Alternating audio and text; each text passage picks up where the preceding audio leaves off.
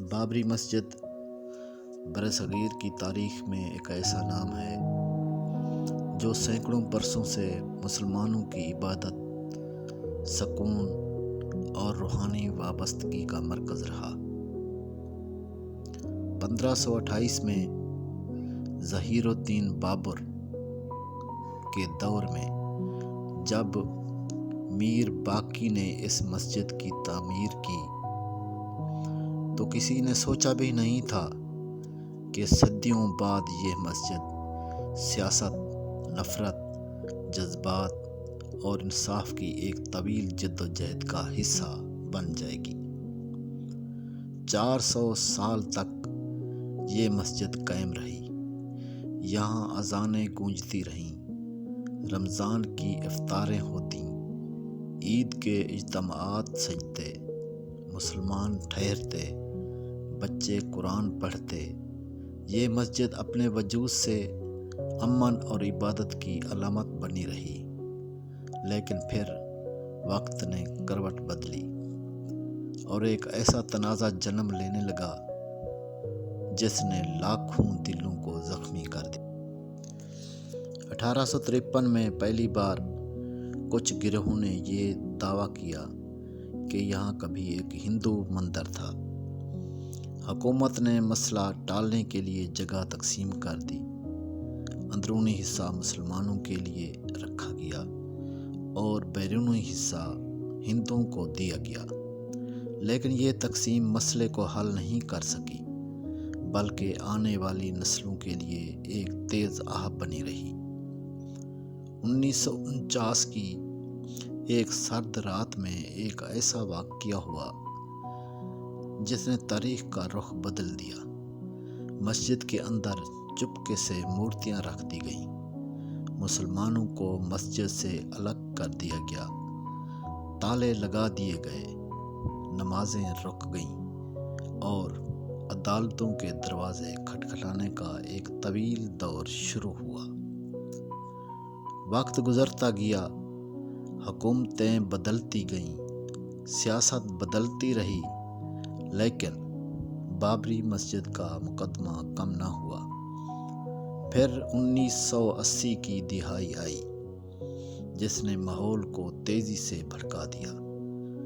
کچھ جماعتوں نے مذہب کو سیاست کا ایندھن بنا دیا، جلسے ہوئے، نعرے لگے اور ایک پوری نسل کو باور کروایا گیا کہ مسجد گرانی ضروری ہے۔ 6 دسمبر سن 1992 وہ دن جب تاریخ نے سب سے بڑا زخم پایا۔ ہزاروں انتہا پسند کار سیوک ایودھیا پہنچے، پولیس خاموش رہی، حکام دیکھتے رہے اور پھر ہتھوڑوں کی آوازیں فضا میں گونجنے لگیں۔ صدیوں کی عبادت گاہ لمحوں میں ملبے کا ڈھیر بن گئی۔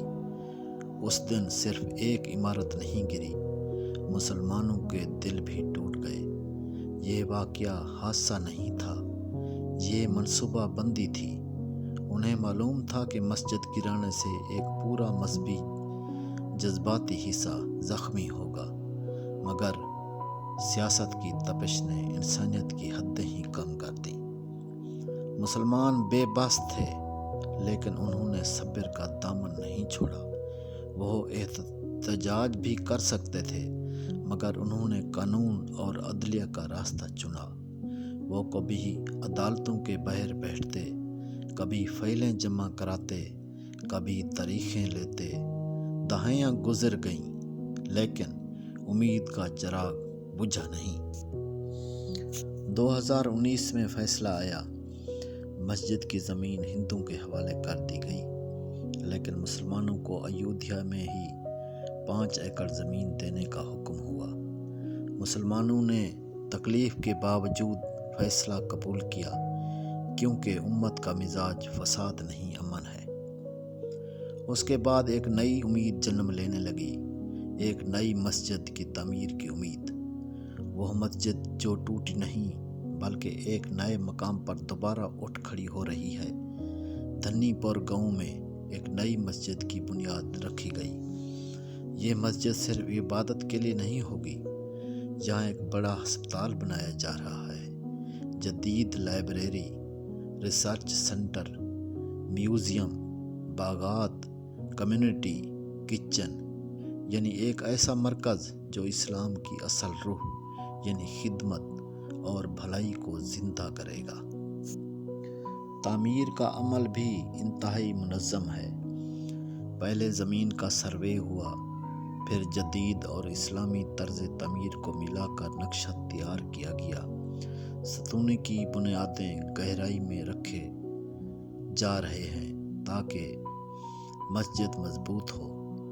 قبلے کی سمت کی پیمائش انتہائی باریک بینی سے کی گئی۔ ہسپتال کے لیے الگ بلاک بنایا گیا۔ بجلی کے لیے سولر پینل استعمال کیے جائیں گے۔ پانی کے لیے ری سائیکلنگ سسٹم رکھا گیا ہے۔ ہر اینٹ، ہر دیوار، ہر نقش ایک پیغام دیتا ہے کہ یہ مسجد مستقبل کی نسلوں کے لیے علم، عبادت اور انسانیت کا گھر ہوگی۔ جو مسجد ایک سیاہ دن میں ملبہ بن گئی تھی، آج وہی مسجد ایک نئی شان کے ساتھ دوبارہ جی رہی ہے۔ فرق صرف جگہ کا نہیں، فرق سوچ کا ہے۔ پہلے افسوس تھا، اب امید ہے۔ پہلے زخمی دل تھے، اب مضبوط ارادے ہیں۔ پہلے غم تھا، اب تعمیر ہے۔ جب اس نئی مسجد میں پہلی اذان گونجے گی تو وہ صرف اذان نہیں ہوگی، وہ صبر کی جیت ہوگی، وہ انسانیت کی فتح ہوگی۔ وہ اعلان ہوگا کہ مسلمان دب تو سکتے ہیں مگر مٹ نہیں سکتے، وہ ٹوٹ سکتے ہیں مگر بکھرتے نہیں، وہ مسجد گر سکتی ہے مگر ایمان نہیں گرتا۔ آخر میں ایک بات ہمیشہ یاد رکھنے کی ہے، جس امت کے نبی صلی اللہ علیہ وآلہ وسلم نے طائف کا دکھ سہ کر بھی دعا دی ہو، وہ امت کبھی نفرت کا جواب نفرت سے نہیں دیتی۔ وہ انتظار کرتی ہے، محنت کرتی ہے اور پھر اللہ کی مدد سے خاک سے دوبارہ